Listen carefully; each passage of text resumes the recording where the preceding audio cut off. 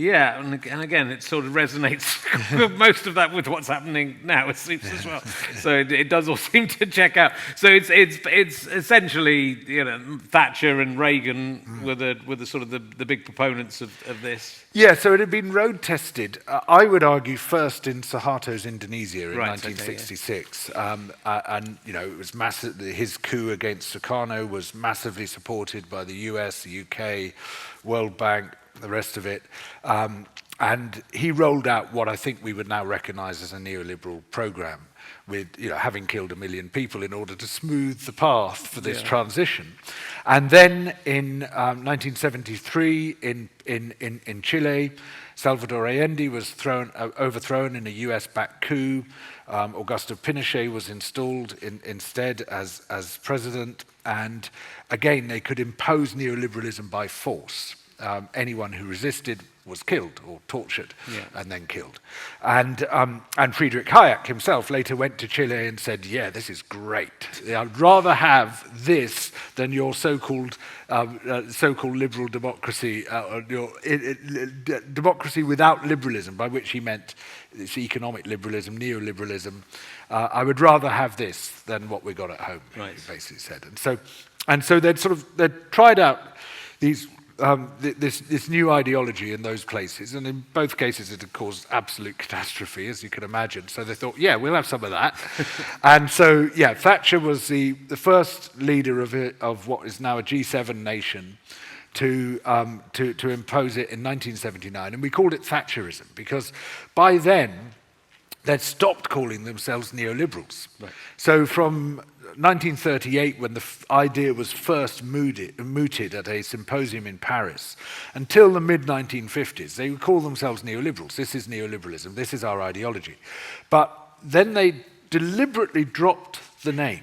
And the reason they dropped the name is that they wanted to portray this. And again, these are clever people. They thought very hard about what they were doing. They wanted to portray it not as an ideology at all. This is not a doctrine. This is not a human-made artifact. This is the natural order we are describing. It's as if we're talking about gravity or natural selection. This is just how society is. We're not trying to change society. We're just trying to reveal society. Human beings are innately selfish and greedy, and that's a good thing, and we must mobilize this selfishness and greed. So Thatcher comes along, and everyone says, oh my God, what's she talking about? Oh, let's call it Thatcherism. And Reagan comes along a year later, and they say, oh, what's he on about? Oh, let's call it Reaganism.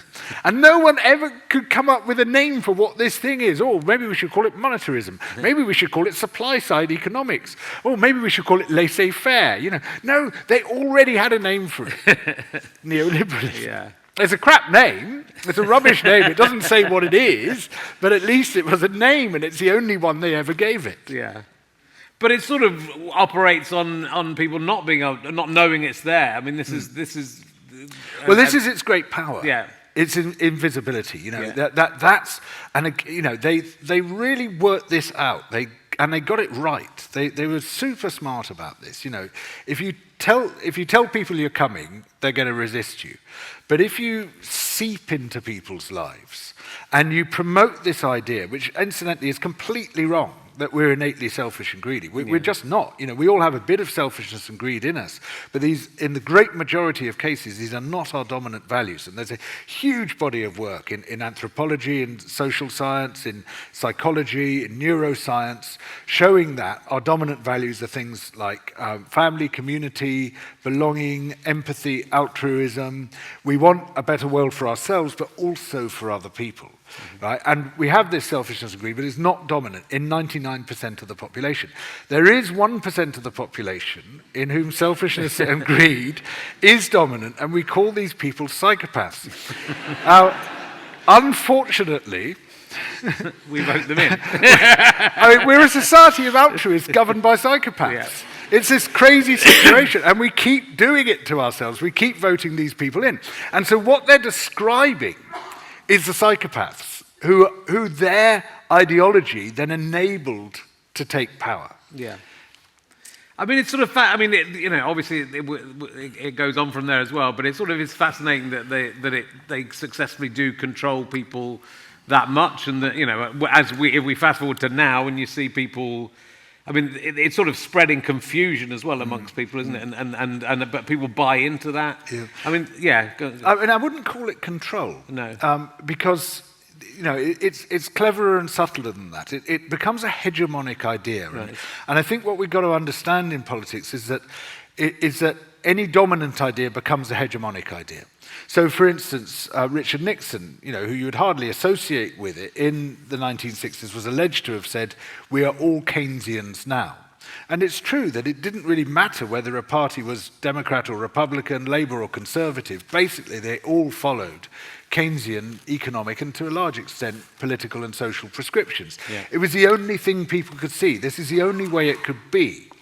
And I think it's fair to say, or it was until fascism started coming up again, that we were all neoliberals now.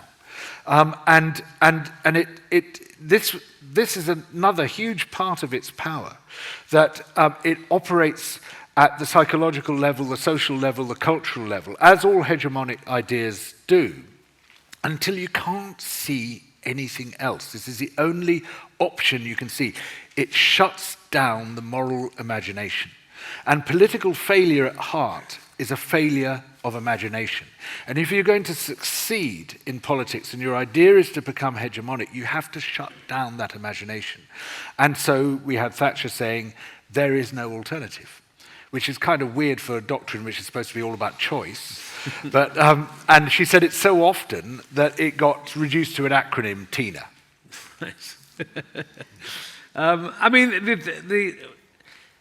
the thing is, in the modern world, I mean, there's all these competing ideas and all these all these conspiracy theories that come up, and this sounds like a conspiracy theory as well. It is. It is a conspiracy theory. It is a conspiracy theory. A theory is a hypothesis for which there is evidence subject to disproof. Yeah. A conspiracy is when people get together out of public sight to hatch a plan. It is a conspiracy theory. What it is not is a conspiracy fiction.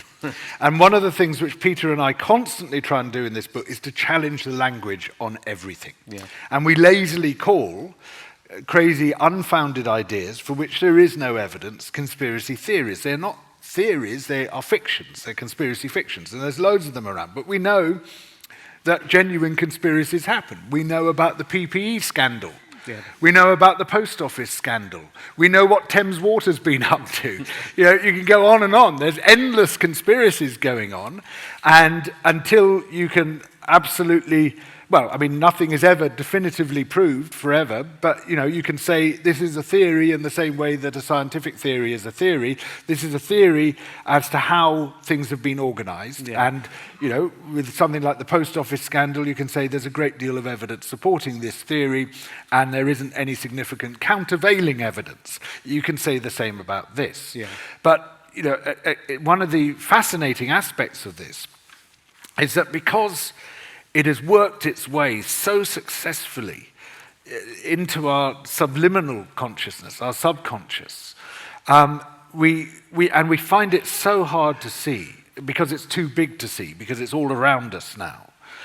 We look for other explanations, and one of the outcomes of neoliberalism has been a massive explosion of conspiracy fictions, some of which, incidentally, have been spread deliberately by neoliberal junk tanks like Americans for Prosperity, which kicked off the Tea Party movement in the UK, said Obama wasn't born in the US, all this crazy stuff. I mean, a lot of this was deliberately seeded. This was a Koch-funded, Charles and David Koch. They set up Americans for Prosperity. They then set up the Tea Party movement out of that, and that became a massive vehicle for conspiracy fictions. Now, this is one of the many reasons why we are seeing this further mutation now from neoliberalism back to fascism. One of them is that fascism thrives on conspiracy fictions. They are the fuel of fascist movements. But the other more important one is that neoliberalism very successfully shuts down political choice and political engagement.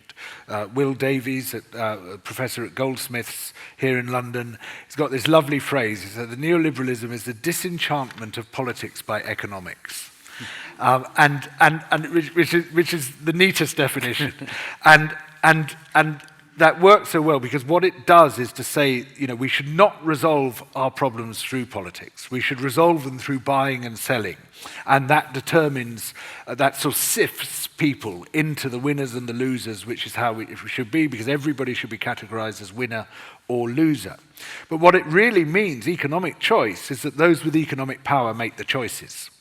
And you get a $1 one vote system, and we see where that leads right now. And so when you have disenchanted politics, and when you have said to people, there's no point in voting because A, they all subscribe to the same ideology, and B, they're not going to change anything anyway because they've told you they're not going to change anything. They told you they want to shrink the state. They've told you they want to reduce the scope of government. They've told you they want to cut public spending. Austerity is an absolutely fundamental aim of neoliberalism. So they're not going to transform your life. They're not going to deliver the changes you want. I mean, it's profoundly ironic that the current government campaigned on a single word, which was change, and we're still looking for it. Where is this change? Sorry, what fundamentally has changed? They've decided to change by making it more conservative than it was before. And so then people give up. They give up on politics, right? Yeah. Or they give up on conventional politics. And then in come the killer clowns. Yeah. So, until a few years ago, capital's favourite politicians were the technocrats. They were these dull men in suits who all looked the same and sounded the same. It didn't matter if it was Blair or Cameron or Clegg or anyone. They were all fundamentally the same. I remember Rory Bremner saying, it's just become impossible. You can't caricature these people anymore because you have to say, I am now being David Cameron. Careful what you wish for, Rory Bremner. Well, exactly. now you guys have got the opposite problem. You can't caricature them because they're already way beyond where you could go. Yeah. And so, and that was a phase when they had reached a kind of accommodation. Capital had reached an accommodation with the state. And it was dominated by these long-established blue-chip companies which could tolerate a tiny bit of democracy as long as nothing really changed. They had 5-year plans, they wanted stability, they wanted security, they didn't want to be disrupted by protest or by change of policy or anything like that. And so what you end up with in politics is what capital wants primarily. Very occasionally someone goes against that grain and you end up with Lula or someone like that. And it's, oh God, what happened there? This is outrageous. Oh my God, we can't give these people a sniff of power. Jeremy Corbyn, kill the beast. What you get is what they want. And so they wanted these dull, besooted technocrats who all delivered basically the same agenda. But then the opening came for what we call warlord capitalism, where there's a whole different bunch of capitalists who want to be lords of the desert because they can make a fortune by ripping the whole thing down and then picking the assets out of the ruins. And there was this Ian Hargreaves, who's partner in this stockbroker Hargreaves Lansdown, as a billionaire, a major funder of Brexit. And he said, Brexit will be fantastic because it will make us insecure again. And insecurity is great, is what drives us. He said, hang on a moment, us? Us? Who is this us you're talking about? Because it's not you. Yeah. And so you've got this sort of new strand of capitalism. What they want are the people who are going to smash the system. And those are the killer clowns. This is why suddenly you get this whole tranche of very similar politicians. Silvio Berlusconi was the first of them. But then you had people like Jair Bolsonaro, Boris Johnson, Donald Trump, of course, Donald Trump again, of course, Javier